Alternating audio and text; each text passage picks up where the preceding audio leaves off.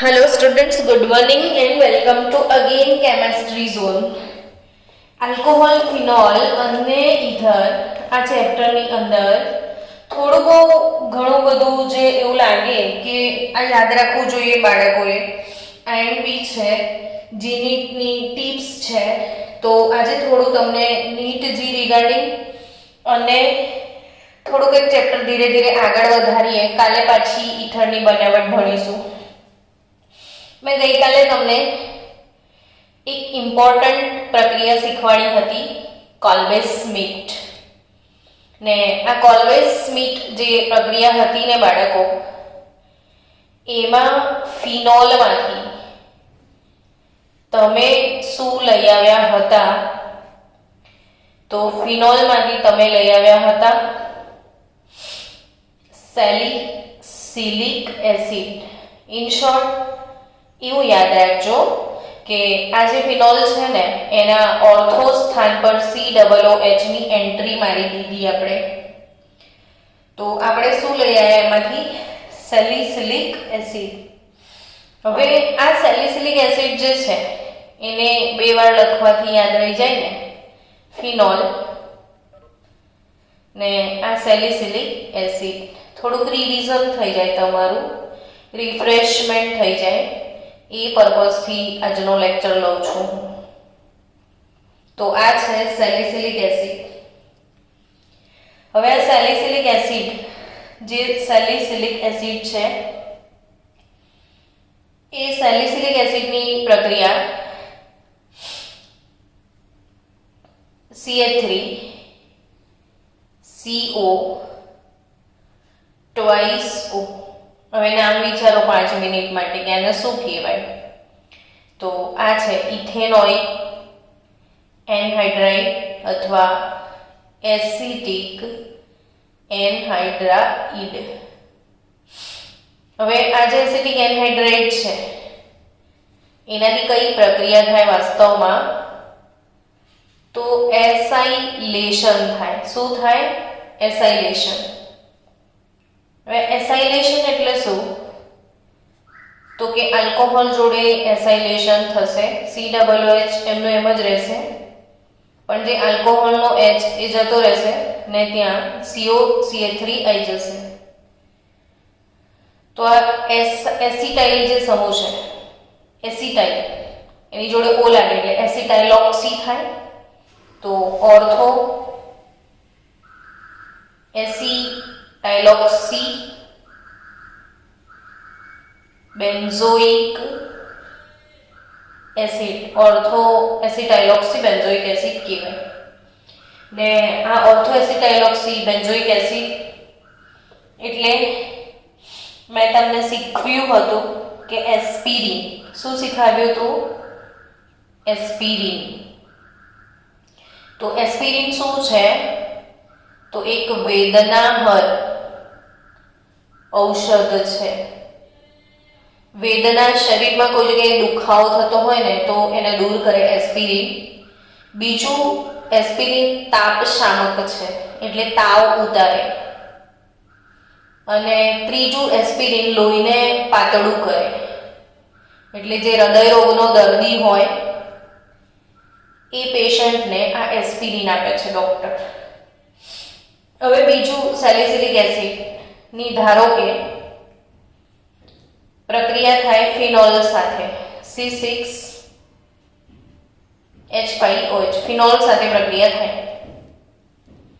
તો POCl3 phosphorus ઓક્સી ટ્રાયક્લોરાઇડની હાજરીમાં ગરમ કરો, થોડું પાણી ઉમેરો, જળ વિભાજન થાય. તો નિપજ તરીકે શું આવે? તો કે OH તો એમનો એમ રહેશે, જે COO છે આ H જાય ને ત્યાં આવે C6H5. આ વાળી ફિનાઇલની રિંગ છે, આ ફિનોલ છે. તો આ ફિનાઇલની રિંગ આવી જાય એટલે એને ફિનાઇલ સેલિસિલેટ કહેવાય. ફિનાઇલ, આ સેલિસિલિક એસિડનો H દૂર કરો ને એટલે સેલિસિલેટ કહેવાય. ને અહીંયા મેં ફિનાઇલ લગાવ્યો છે એટલે ફિનાઇલ સેલિસિલેટ. તો થોડુંક યાદ રાખજો વધારાનું કે આ ફિનાઇલ 2 હાઇડ્રોક્સી બેન્ઝોઇટ અથવા ફિનાઇલ સેલિસિલેટ, આને સેલોલ કહેવાય, સેલોલ. અને આ સેલોલ જે છે, સેલોલ, લાઇઝોલ, આપણે શબ્દો સાંભળ્યા છે ને, લાઇઝોલ, એવું છે આ સેલોલ, ડેટોલ. તો આ સેલોલ જે છે એ જંતુનાશક તરીકે વપરાય છે. જંતુનાશક દવા બનાવવા માટે પણ સેલિસિલિક એસિડ જોઈએ. ને આ જ સેલિસિલિક એસિડ ત્રીજી વાર લખું એટલે હવે પાક્કું આવડી જશે કે ફિનોલ બનાવવાનો ઓર્થો સ્થાન પર COOH લખવાનો એટલે સેલિસિલિક એસિડ થાય. અને આ સેલિસિલિક એસિડની પ્રક્રિયા મિથેનોલ સાથે કરવાની છે. મિથેનોલ સાથે તો 2 થી 3 ટીપા એમાં સલ્ફ્યુરિક એસિડ નાખી દેવાનો, દૂર થશે પાણી. તો એ જ ઉપર જેવી પ્રક્રિયા છે, સેમ પ્રક્રિયા છે. OH તો એમનો એમ જ રહેશે, COO પણ એમનો એમ રહેશે, એટલે સેલિસિલેટ તો ખરો જ, આ HOH દૂર થશે ને અહીં આવી જશે CH3. તો એસિડનો OH ને આનો H દૂર થશે ને આ OCH3 અહીં આવશે એટલે બનશે શું? તો કે મિથાઇલ, આ ફિનાઇલ સેલિસિલેટ છે, આ બનશે મિથાઇલ સેલિસિલેટ. શું બનશે? Methyl salicylate. ને આને કહેવાય oil of winter green. Oil of winter green તરીકે માર્કેટમાં ઓળખાય છે આ. ને ઓઇલ ઓફ વિન્ટર ગ્રીન એટલે એ વિક્સ તથા બામ, ઝંડુ બામ, પીળા હારી બામ સાંભળ્યું છે ને એવું. તો એ વિક્સ તથા બામની બનાવટમાં અને શરદી કફની દવા બનાવવા માટે વપરાય. શરદી અને કફની જે દવા છે એ બનાવવા માટે આ ઓઇલ ઓફ વિન્ટર ગ્રીન વપરાય છે. તો આ એક ઇમ્પોર્ટન્ટ થિયરી છે જે ટેક્સ્ટ બુકમાં નથી, પણ નીટ માટે એક્સ્ટ્રા એડિશન છે જે તમે યાદ રાખજો કે સેલિસિલિક એસિડમાંથી એસ્પિરિન બને છે, વેદનાહાર ઔષધ છે. સેલિસિલિક એસિડમાંથી ફિનાઇલ સેલિસિલેટ એટલે સેલોલ બને છે જે જંતુનાશક દવા છે. ને સેલિસિલિક એસિડમાંથી મિથાઇલ સેલિસિલેટ એટલે વિક્સ અને બામની બનાવટમાં આ વપરાય છે. ચલો નેક્સ્ટ થોડી નીટ જીની જ વાતો આજે છે. આખો લેક્ચર નીટ જી બેઝ છે. આલ્કોહોલ જે છે, આલ્કોહોલ ને ફિનોલથી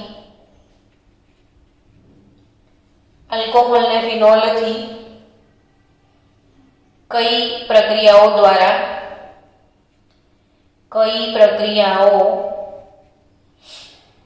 દ્વારા અલગ પારખી શકાય છે? ટૂંકમાં આલ્કોહોલને ફિનોલથી જુદા પાડવા માટેની પ્રક્રિયા શું? 2 દિવસ પહેલા મેં ગ્રુપમાં નીટ જી માટે એક વિડીયો મોકલ્યો હતો કે આલ્કાઇલ હેલાઇડ અને એરાઇલ હેલાઇડ આ બંનેને જુદા પાડવા માટેની પ્રક્રિયા સિલ્વર નાઇટ્રેટ કસોટી મેં તમને એક વિડીયો મોકલ્યો હતો ને એક ક્વેશ્ચન પણ જોડે મોકલ્યો હતો. તો એ નોટબુકમાં કોપી કરી લેજો. રેડોક્સના પણ 31 યર નીટના ક્વેશ્ચન્સનો મેં એક વિડીયો મોકલ્યો છે. એમપી પ્રશ્નો છે બાળકો, નીટ જી વાળા બાળકો અવશ્ય જોજો એ પ્રશ્ન. ચલો OH ને ફિનોલથી કઈ પ્રક્રિયાઓ દ્વારા અલગ પારખી શકાય? તો કે આલ્કોહોલ જે છે, આલ્કોહોલ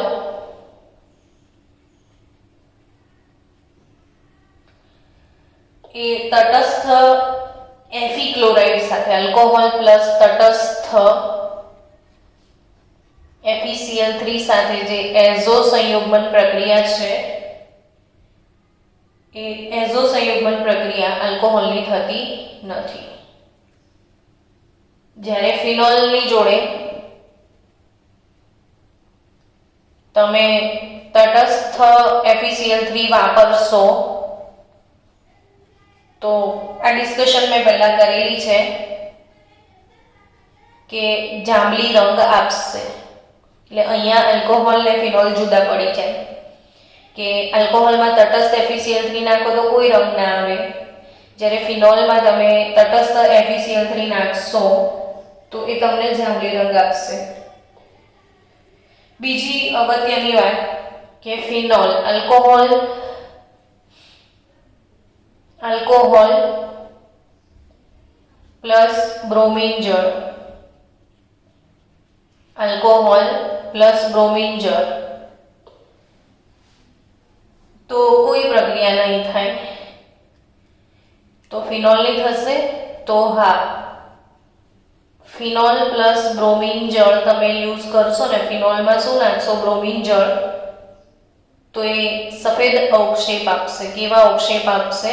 સફેદ. કેટલી મજા આવે ને જો અત્યારે લેબોરેટરી હોત તો આપણી લેબમાં ફિનોલ છે, આપણે તટસ્થ FeCl3 નાખતા તો આપણને રંગ જોવા મળે, તો આપણે ફિનોલમાં બ્રોમિન જળ નાખતા તો સફેદ અવક્ષેપ બી જોતા.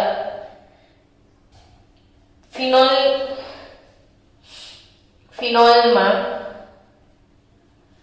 તમે નાખો ને એઝોનિયમ ક્ષાર, એ બી લેબમાં હોય છે આપણે, તો ફિનોલમાં આપણે ડાયઝોનિયમ ક્ષાર નાખીએ, બેન્ઝીન ડાયઝોનિયમ ક્ષાર, તો લાલ રંગ મળે છે, એઝો રંગ, લાલ એઝો રંગ કસોટી. એઝો રંગ કસોટી શું છે? એમાઇન ચેપ્ટરમાં તમને ભણવા મળશે. તો લાલ રંગ મળે છે. ફિનોલની પ્રક્રિયા, ફિનોલમાં તમે વાદળી લિટમસ નાખો ને, તમને ખબર છે કે એ ભૂલા એટલે એસિડ ભૂરા લિટમસને લાલ બનાવે છે. તો ફિનોલ જે છે એ ભૂરા લિટમસને લાલ બનાવે. એનો અર્થ એમ કે ફિનોલ એસિડ છે. તમને મેં 2 દિવસ પહેલા એ ભણાવ્યું હતું કે ફિનોલને કાર્બોલિક એસિડ તરીકે ઓળખવામાં આવે છે. ફિનોલને શું કહેવામાં આવે છે? કાર્બોલિક એસિડ. તો બાળકો, આ ફિનોલની પ્રક્રિયા જે આલ્કોહોલ તદ્દન કોઈ પણ પ્રક્રિયામાંથી આપતું નથી. આલ્કોહોલમાં તમે વાદળી લિટમસ નાખો તો લાલ ના થાય. આલ્કોહોલની એઝોનિયમ ક્ષાર સાથે લાલ એઝો રંગ કસોટી નહીં આવે. આલ્કોહોલ બ્રોમિન જળ સાથે કોઈ રંગ નહીં આપે. આલ્કોહોલ તટસ્થ FeCl3 સાથે કોઈ રંગ નહીં આપે, જ્યારે આ બધી કસોટી ફિનોલ આપશે. ઓકે, તો આ જે ફિનોલ છે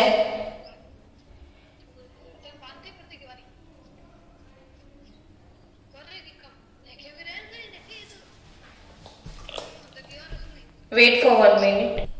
ચલો આગળ વધીએ ફિનોલ ના અગત્યના ઉપયોગો તરફ. બધા નાના પ્રશ્નો પૂછાય છે ને એટલે મારે તમને સમજાવવા પડે કે ફિનોલ ક્યાં વપરાય. તો તમે પોલિમર ચેપ્ટર ભણ્યા હતા ને બાળકો, પોલિમર ચેપ્ટર એટલે જ મેં એ બધા ચેપ્ટર પહેલા ભણાવી દીધા. હવે તમને સમજાશે કે મેડમે કેમ પહેલા એ ચેપ્ટર શીખાયા, કેમ કે દરેક જગ્યાએ પછી એનો યુઝ આવે એટલે ખબર પડે આપણને. તો ફિનોલ ફોર્માલ્ડિહાઇડ રેઝિન યાદ કરો, પોલિમર ચેપ્ટરમાં આપણે બેકેલાઇટ અને મેલામાઇન આ બે પોલિમર ભણ્યા હતા. તો બેકેલાઇટ અને મેલામાઇન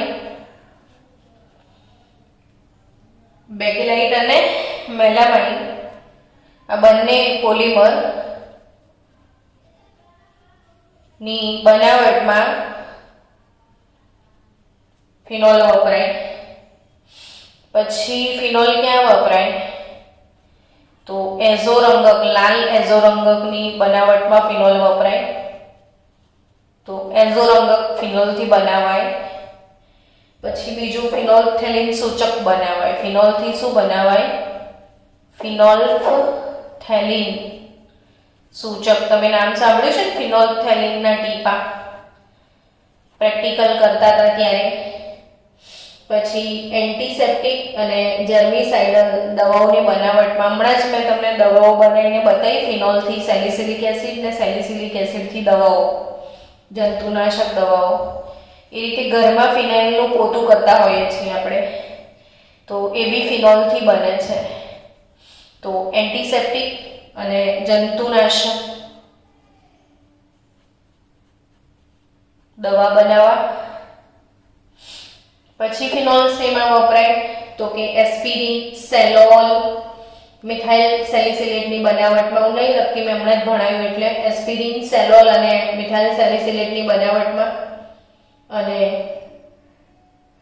અગત્યનો ઉપયોગ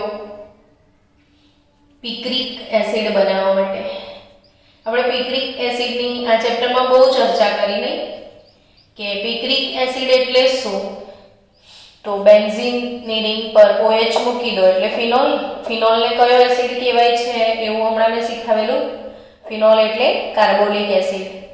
ને આ ફિનોલને 3 NO2 લાગે તો તમને ખ્યાલ છે કે NO2 ઇલેક્ટ્રોન લૂંટણીયા સમૂહો છે, બધી બાજુથી ઇલેક્ટ્રોનને લૂંટી જાય એટલે ફિનોલ જે છે એ બહુ જ એસિડિક બની જાય 3 NO2 લાગવાથી. એટલે 2,4,6 ટ્રાઇનાઇટ્રોફિનોલ. તો એ કયો એસિડ?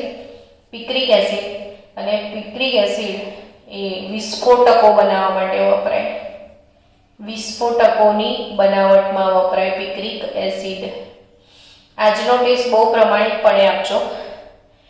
જે બાળકોને ટેસ્ટ ના આવડે ને તો એ લોકો પછી પાછળથી રવિવારે આખો ટેસ્ટ મોડે કરીને પછી મોડે લખીને મને મોકલજો.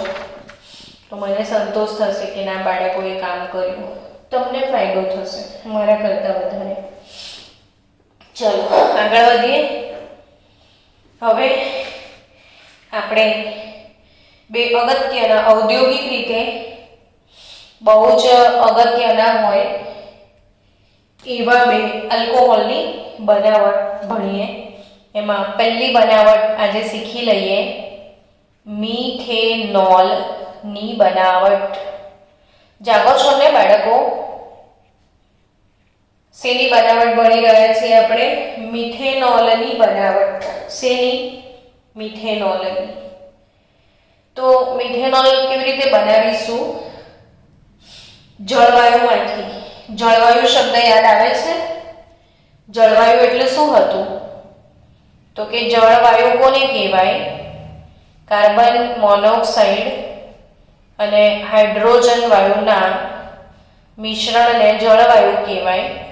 ને કાર્બન મોનોક્સાઇડ અને નાઇટ્રોજન વાયુનું મિશ્રણ હોય તો એ ઉત્પાદક વાયુ કહેવાય. એટલે સાઇન ગેસ. નીટવાળા બાળકો જે વસ્તુ યાદ આવે ને હું લખી દઉં એટલે તમારે શું કે મગજમાં અથડાતું રહે. જળવાયુ એટલે કાર્બન મોનોક્સાઇડ અને હાઇડ્રોજનનું મિશ્રણ, જ્યારે ઉત્પાદક વાયુ એટલે કાર્બન મોનોક્સાઇડ અને નાઇટ્રોજનનું મિશ્રણ. ચલો મિથેનોલ કેવી રીતે બનાવાશે એની બનાવટની ચર્ચા કરીએ. તો મિથેનોલ બનાવવા માટે હાલમાં તાપમાન અને દબાણ ઊંચું રાખવાનું. ને ઊંચા તાપમાને અને દબાણે ઉદ્દીપક તરીકે પસંદ કરવામાં આવે છે ઝિંક ઓક્સાઇડ અને CrO3. આ સેમ વસ્તુ ક્યાં ભણ્યા હતા યાદ કરાવો? પૃષ્ઠ રસાયણશાસ્ત્રમાં આપણે એક ટોપિક ભણ્યા હતા, સમાંગ ઉદ્દીપન અને વિષમાંગ ઉદ્દીપન. એમાં તો ભણ્યા હતા, પણ હજી ઉદ્દીપકની સક્રિયતા અને વર્ણનાત્મકતા.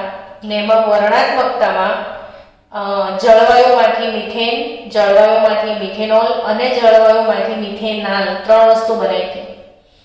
કાચો પણ જળવાયુ લીધો તો પણ 3 અલગ અલગ વસ્તુ બનાવી હતી. ત્યારે 3 અલગ અલગ ઉદ્દીપક વાપર્યા હતા આપણે.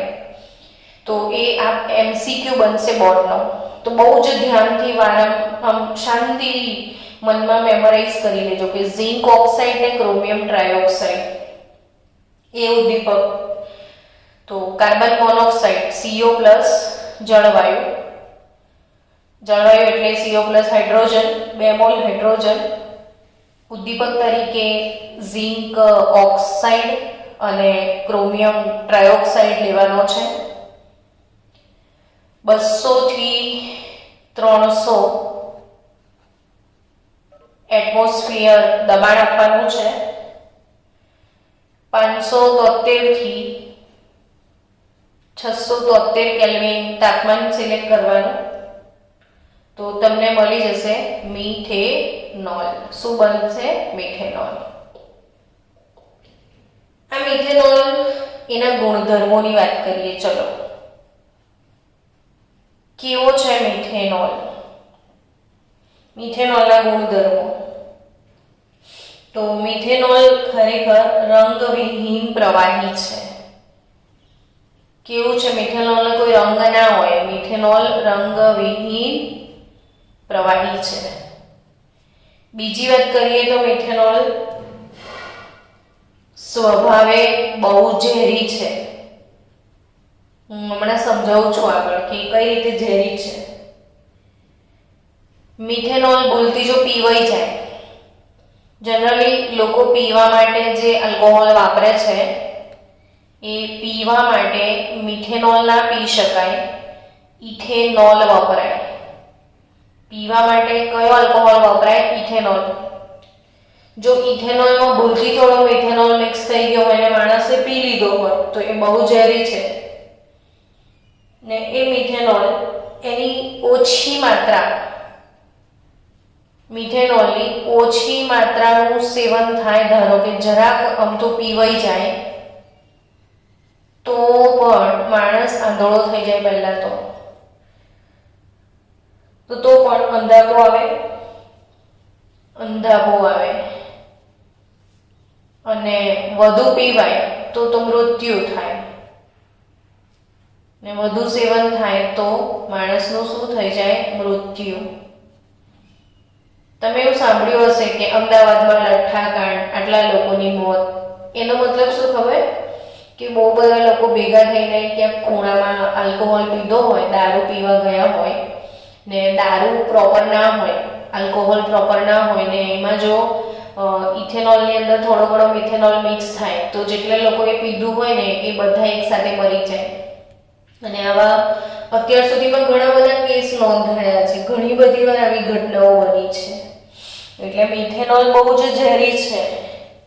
ને આ જે મિથેનોલ છે ને એને વુડ સ્પિરિટ કહેવાય. વુડ સ્પિરિટ, લાકડાનું સ્પિરિટ. એમ આપણે લાકડા ફર્નિચર બનાવીએ ને ત્યારે ફર્નિચર પર પોલિશ કરવા માટે જે સ્પિરિટ એ લોકો વાપરે એને વુડ સ્પિરિટ કહેવાય. અને એ વુડ સ્પિરિટ એટલે બી કહેવાય કે એને પોલિશમાં યુઝ કરે. અને બીજું કે આ મિથેનોલ એ લાકડાના વિભંજક નિસ્યંદન દ્વારા પણ મળે છે. લાકડામાંથી મળે છે, લાકડાના વિભંજક નિસ્યંદનથી મળે. લાકડાના વિભંજક નિસ્યંદનથી તમને મિથેનોલ મળી શકે છે. ને આ મિથેનોલ કેમ ના પીવાય એની તમને જરા ચર્ચા કરી દઉં. તો એના માટે તમારી ટેક્સ્ટ બુકમાં તમને મસ્ત કોર્નરમાં એક ઇન્ફોર્મેશન આપી છે. જોજો તમે, વાંચવા લાયક ઇન્ફોર્મેશન છે કે ભાઈ મિથેનોલ અને ઇથેનોલ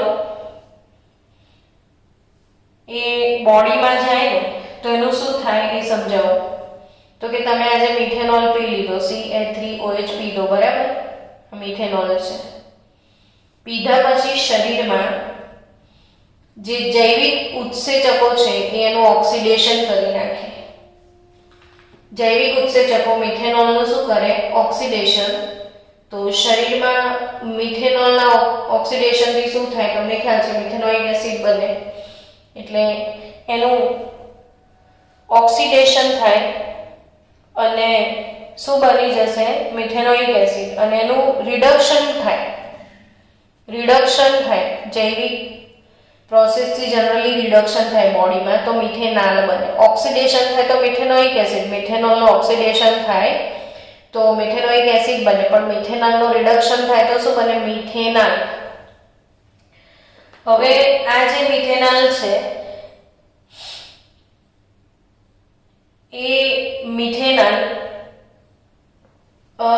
સ્ટુડન્ટ સોરી હા, આજે મને ઊંઘ આવતી એવું લાગે છે. મેં બરાબર જ કીધું કે ઓક્સિડેશન, આલ્કોહોલનું ઓક્સિડેશન થાય તો આલ્ડીહાઇડ આવે ને, અને આલ્ડીહાઇડના ઓક્સિડેશનથી એસિડ આવે. તો જૈવિક ઉત્સેચકોથી ઓક્સિડેશન થશે. ઓક્સિડેશન મિથેનોલ જો માણસ પી જાય તો શરીરમાં જઈને એનું ઓક્સિડેશન થઈને મિથેનોલ બને અને એ મિથેનોલ ફર્ધર ઓક્સિડેશન પામીને મિથેનોઇક એસિડમાં કન્વર્ટ થાય અને આ મિથેનોઇક એસિડ જે છે એ આંખોને સીધું નુકસાન કરે છે. એટલે શું આવે? અંધાપો આવે અને ફાઇનલી એ એટલું બધું પોઈઝનસ છે કે ડેથ પણ થઈ જાય માણસની. તો જે ઘણીવાર ઇથેનોલમાં મેં આખું કહી દીધું કે પીવાનો જે ઇથેનોલ છે એમાં મિથેનોલ મિક્સ થઈ ગયો હોય તો માણસ મરી જાય, આંધળો થઈ જાય પહેલા ને પછી મરી જાય. તો એનું રીઝન આ જ છે કે મિથેનોલ પીધાથી શરીરમાં મિથેનોઇક એસિડ બને. મિથેનોઇક એસિડ બહુ જ ઝેરી છે જે ડેથ લઈ દે માણસની.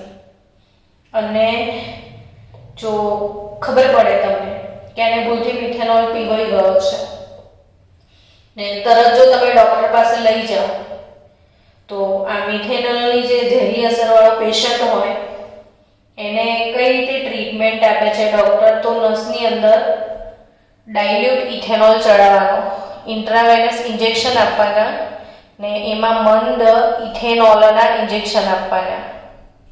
સીના ઇન્જેક્શન આપવાના મિથેનોલની ઝેરી અસર અટકાવવા માટે, સીના ઇન્જેક્શન આપવાના ઇથેનોલના. તો આ એક ઇમ્પોર્ટન્ટ વાત છે મિથેનોલના રિલેટેડ. આવડી ગયો હશે મિથેનોલ. થોડા સહેલા ટોપિક છે, વાંધો નહીં છોકરાઓ, તમને આવડે એવા છે આ ટોપિક. હવે એના પછી મિથેનોલ બનાવ્યા પછી ટેક્સ્ટબુકમાં ટોપિક કયો છે તમારો? ઇથેનોલની બનાવટ. ઇથેનોલ તો 10મા ધોરણમાં તમે બનાવીને જ આવ્યા છો. અને ઇથેનોલ શેમાંથી બનાવતા હતા? તો મોલાસીસ એટલે ખાંડની જે ફેક્ટરી હોય ને એમાં શેરડીના જે કૂચા હોય, શેરડીના કૂચાને સડાવો તો એને મોલાસીસ કહેવાય. અથવા સીધી તમે શેરડી વાપરો અથવા દ્રાક્ષ. તો શેરડી, મોલાસીસ અથવા દ્રાક્ષ જેવા ફળો જે છે એ દ્રાક્ષ જેવા ફળોની અંદર જે શર્કરા છે એટલે કે ખાંડ એટલે કે સુક્રોઝ. ખાંડ એટલે શું? સુક્રોઝ. તો એ સુક્રોઝનું તમારે જળ વિભાજન કરવાનું છે. તમારે અહીંયા એવું યાદ રાખવાનું, સુઈજા. શું યાદ રાખશો? સુઈજા. ભણાવતા કોઈ ટીચર એમ કે સુઈજા તો અજીબ લાગે ને, પણ મારે કેવું પડશે આજે તમને કે સુઈજા. તો સુઈજાનો અર્થ શું નીકળે છે એ તમને સમજાવવું ગમશે તમને. સુઈજા એટલે શું યાદ રાખજો. સુઈજા એટલે શું? તો શું એટલે સુક્રોઝ. સુક્રોઝનો ફોર્મ્યુલા C12H22O11 એટલે સુક્રોઝ. સુક્રોઝ જે છે એનું જળ વિભાજન એટલે પાણી નાખી દો. હવે સુઈજામાં ઈ શું? તો કે પાણી નાખો એટલે પહેલા સ્ટેપમાં ઇન્વર્ટેઝ ઉત્સેચક આવે, ઈ, અને બીજો સ્ટેપ છે એમાં ઝાયમેઝ ઉત્સેચક આવશે એટલે સુઈજા. અર્થ સુક્રોઝ પહેલા સ્ટેપમાં ઇન્વર્ટેઝ ઉત્સેચક સાથે પ્રક્રિયા કરશે અને બીજા સ્ટેપમાં ઝાયમેઝ ઉત્સેચક આવશે. તો સુક્રોઝનું જળ વિભાજન ઇન્વર્ટેઝની હાજરીમાં થાય તો C6H12O6 પ્લસ C6H12O6 એટલે આમાંથી ગ્લુકોઝ અને ફ્રુક્ટોઝ આ વસ્તુ મળશે. સુક્રોઝનું જળ વિભાજન થાય તો શું મળે? ગ્લુકોઝ અને ફ્રુક્ટોઝ. આપણે જૈવિક અણુઓ ચેપ્ટરમાં ભણી ગયા કે ગ્લુકોઝ અને ફ્રુક્ટોઝને ભેગા કરીએ તો સુક્રોઝ મળે. સમજ્યા ને તમે? તો હવે ગ્લુકોઝ અને ફ્રુક્ટોઝ એનું ઝાયમેઝ ઉત્સેચકની હાજરીમાં C6H12 ગ્લુકોઝ અને ફ્રુક્ટોઝ મળ્યા પછી ગ્લુકોઝ લેવાનો ને ગ્લુકોઝ એટલે C6H12O6 2 મોલ ગ્લુકોઝ લો અને એ ગ્લુકોઝનું ઝાયમેઝ ઉત્સેચકની હાજરીમાં 1 મોલ ગ્લુકોઝ લેશું તો 2 મોલ ઇથેનોલ મળી જશે. 2C2H5OH plus 2 mall carbon dioxide gas release થઈ જશે.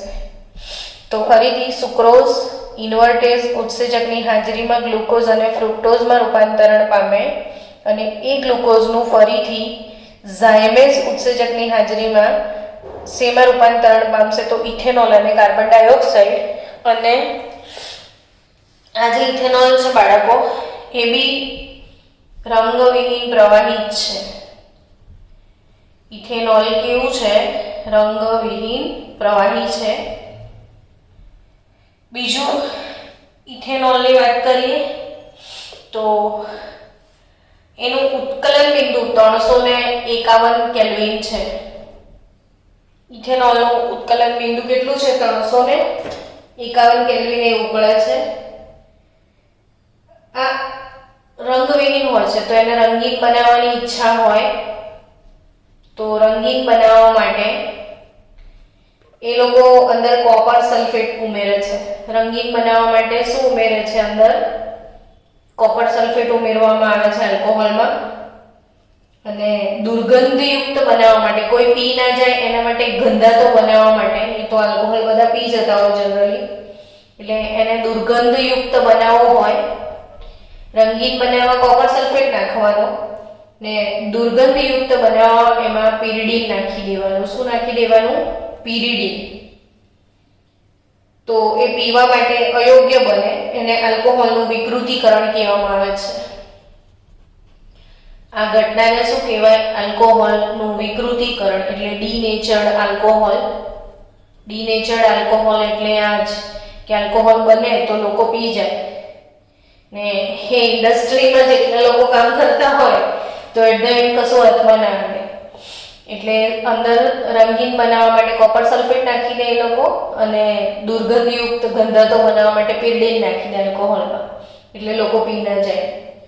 ને બીજી વાત કહું તમને એની ઇથેનોલની, તો એ જો પીવામાં આવે તો તમને ખબર જ છે કયા તંત્રને અસર કરે? ચેતાતંત્રને. ચેતાતંત્રને અસર કરે એટલે નશો થાય માણસને, માણસ બેહોશ થઈ જાય, એની જુદી દુનિયામાં જતો રહે. એની ઓછી માત્રા જો લેવામાં આવે તો તમારી નિર્ણય શક્તિને અસર કરે. કઈ સમજણ ના પડે તમને. દારૂ પીવામાં આવે તો કઈ શક્તિને વધારે અસર થાય? નિર્ણય શક્તિને અસર થાય. વિચારોની ક્રિયામાં રૂકાવટ લાવે, માણસના વિચારો ઓછા થઈ જાય, વિચારોની ક્રિયા બદલાય. દારૂ પીવાથી કેવી અસરો થાય એ કહું છું તમને. નશો તો થાય, વિચારો ઓછા થઈ જાય, વધુ માત્રા લો તો ઉબકા આવે, બેહોશી થાય, શ્વાસ લેવામાં તકલીફ પડે અને છેલ્લે મૃત્યુ બી થાય. એટલે આ બધી ઇથેનોલની અસરો છે. તો આપણે ઇથેનોલના ઉપયોગો ખાસ ધ્યાનમાં રાખીશું કે રંગ ઉદ્યોગમાં દ્રાવક તરીકે વપરાય. દરેક રંગો એમાં ઓગળે આલ્કોહોલમાં, અને કાર્બનિક સંયોજનોની બનાવટમાં વપરાય.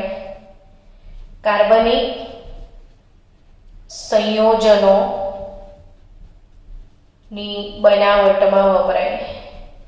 તો આ થયો ઇથેનોલનો ટોપિક. આજે આપણે પૂરો કર્યો. ને આથવણની ક્રિયા જે છે એમાં થોડી ઘણી ઇમ્પોર્ટન્ટ વાતો જો ટેક્સ્ટબુકમાં હોય તો જોજો, બાકી બધું મોટા ભાગનું તો મેં તમને કહી દીધું છે.